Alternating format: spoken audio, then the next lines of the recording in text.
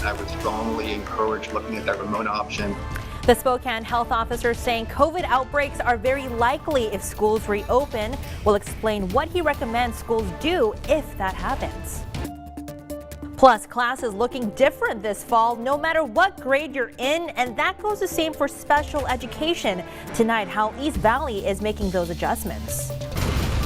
And then a suspect in court today after a woman's body was found in Brown's Addition, why he's accused of murdering his ex-wife. Stargazers, be ready for the Perseid meteor shower this week. I'll tell you when's the best time to see that meteor shower.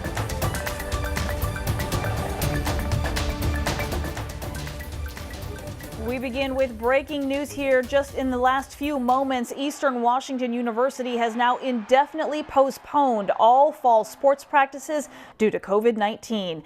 This really did seem like just a matter of time, as Eastern hadn't yet received approval from the county for any of its sports to practice outside of groups of 5. Eastern's football season was also postponed to the spring last week. All other Big Sky fall sports are currently postponed until at least the middle of September. You can have every precaution in place. I truly believe this. And in spite of that, you can still potentially get COVID. Nothing is 100%. As different school districts decide how to reopen this fall, the Spokane health officer sharing his recommendations today. He also stated a grim message suggesting that outbreaks will in fact happen or likely happen in Spokane schools. Good evening, everyone. Thanks for joining us here tonight. I'm Regina Ahn.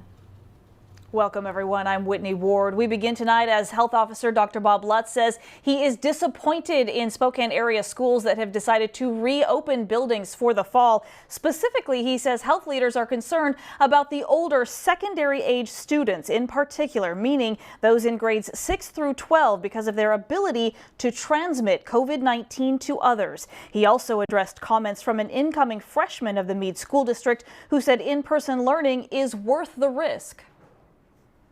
And I guess my question is, it's worth the risk to whom?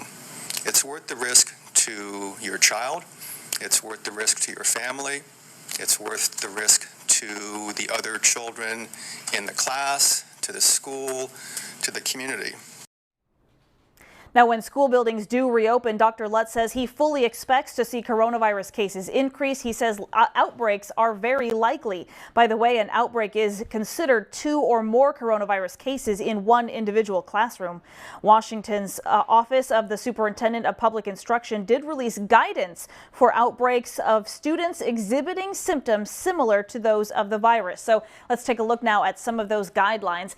Children with symptoms similar to COVID-19, like a cough, fever, or sore throat, they should be excused from school under current guidelines. They will be able to return to school after 10 days or after 72 hours, as long as they don't have a fever and they've tested negative for the coronavirus.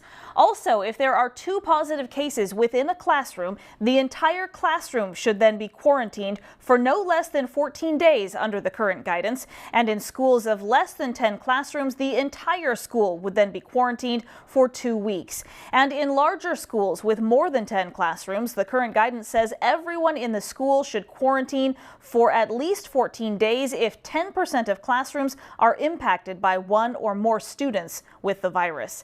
Also happening right this very minute, the Meade School District is discussing whether to delay the start of the school year. Right now, they're trying to figure out whether to possibly move the start date from September 1st to September 14th. Now, right now, we know that in-person classes in Meade will happen for K through 5th grade, and a hybrid model of in-person and online instruction will be for 6th through 12th grade. Also, there is a full virtual learning option. That's for families who don't feel comfortable sending their kids back to school in a real building. That meeting on possibly delaying the start date just started here at the top of the 6 o'clock hour, so we'll be sure to follow that and we'll bring you updates just as soon as they are available. I think one of the guidelines to wearing a mask was that the student would have to be able to physically remove it themselves if they're having trouble breathing. A lot of my students don't have that ability. So So as fall classes approach, special education is on the mind of a lot of teachers who work with disabled students. They're dealing with many of the same uncertainties from COVID-19 while also trying to figure out what is best for their children with special needs. Tonight, KREM 2's Brandon Jones has more on how they will approach this fall. This upcoming school year will have challenges that put even more pressure on special education courses. Our whole society is going through trauma right now.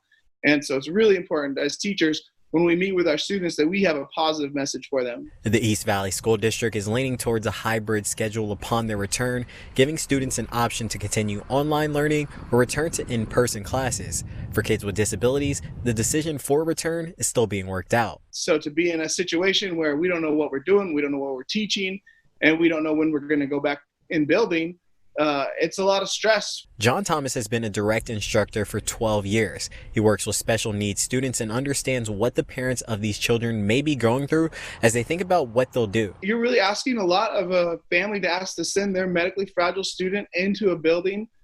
We look around the nation and see how many kids are getting sick when they go into schools. And even if the option is available, I think my families will be pretty hesitant to opt to send their student into a public building. Many of the students enrolled in this kind of learning deal with respiratory issues and sensory problems. That puts them at a disadvantage for social distance protocols and other protective measures, but in-person learning plays a huge role in their development. A lot of my students are nonverbal, so that's about communicating with them and learning their communication styles. And that's all done person to person. While the district figures out scenarios that'll be best for the students, John knows there isn't going to be a perfect answer. And so, this next year is really less about, what's the best way we can serve students, but what's the best way we can serve students under the circumstance. From East Valley, Brandon Jones, KREM 2 News. We do have breaking news within the hour now. The Seattle City Council approving a budget cut to Seattle PD.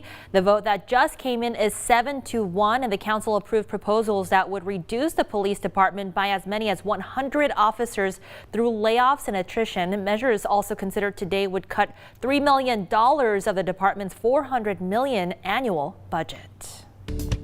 All right, turning to weather now, let's take a live look outside. If you've missed those hot 80s, maybe 90s, well, they are possibly back. If you're not a fan of that, though, don't worry. Our Thomas Patrick is tracking a little bit of a cool down as well. He is standing by at our outdoor weather center tonight. So, Thomas, I know you're not enjoying the heat, but is it at least bearable out there for you? No, not at all. In fact, today is very comfortable summer-like weather. I always just think of 2 Fridays ago when it was 102 degrees outside.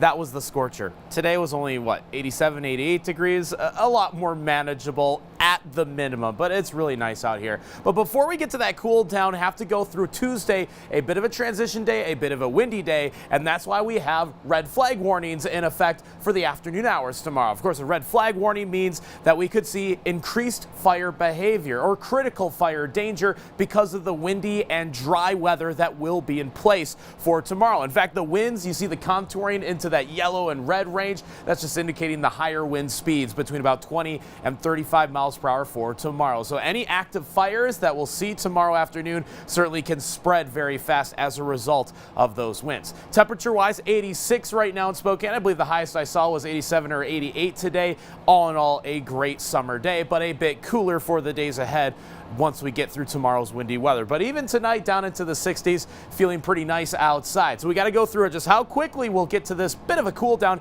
and even how low some of our low temperatures will be for the coming days. A look ahead at our 7-day forecast in just a few minutes. Sounds good, Thomas. Thanks so much. Well, the Spokane man accused of shooting and killing his ex-wife over the weekend in Brown's Addition is pleading not guilty to this crime. KREM 2's Amanda Rowley brings us more updates from the Spokane County Courthouse. Spokane County Court documents say 35-year-old Nathan Beal told people close to the victim several different times he planned to kill his ex-wife, even hire someone to kill her. Now, the victim's family told investigators Beal believed she was insane because of a brain tumor she had removed. They were worried for her safety. We learned from court documents the victim flew into Spokane on Saturday. She drove to the suspect's home in Brown's Addition to pick up the 2 children they share. At about 12:30 that afternoon, a neighbor reported hearing gunshots. When Spokane police arrived, they found the victim dead in her car, parked outside the suspect's home. Police believe she was shot while in the car and later died. A neighbor told police after hearing gunshots, she saw a man running away from the victim's car while wearing a gray t-shirt and blue jeans. Beal matched that description and police arrested him at his home. Today in court, he pleaded not guilty to first-degree murder. Sir, I've entered your not guilty plea. The court is going to maintain a bond amount of $1 million. If you were to bond out or be released, the court's going to order that you not commit any further criminal law violations, that you have no contact with or be in the premises of any witnesses who are listed in the police report in this matter. Court docs say the suspect would not give police a clear answer when asked about owning a gun. His children told police while they were staying with Beal, they found a black pistol in his backpack, but did not tell him about it. Now, police appear confident Beal murdered his ex-wife because of his apparent history of threats against her and because they found a 9mm firearm in his possession, which is the same caliber used to kill her. Now, as you heard from the judge, the suspect is in Spokane County Jail on a $1 million bond. Reporting from the Spokane County Courthouse, Amanda Rowley, KREM 2 News.